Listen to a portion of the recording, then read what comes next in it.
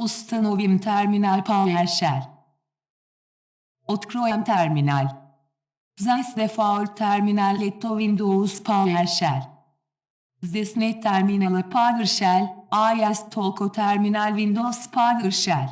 To neodno iczuje. Ve Windows terminal, umolczaniem ustanowiłem Windows PowerShell. Ustanovim terminal PowerShell через magazin.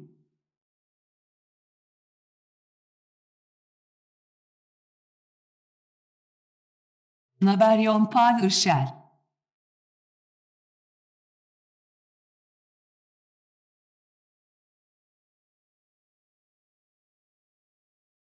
To terminal который нужно установить. Нажмем кнопку Get, чтобы установить.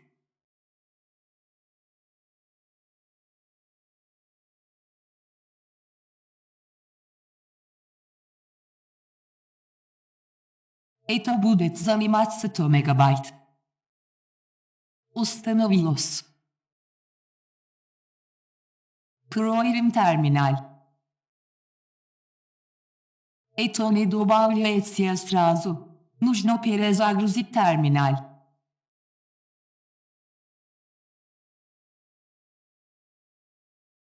Terminal PowerShell добавлен тут. Откроем. Здесь указано, что это терминал PowerShell, который установили. Теперь установим этот терминал default терминалом. Выберем здесь default терминал. Нажмем сохранить. Теперь перезагрузим терминал. Теперь загружается тот терминал, который установили.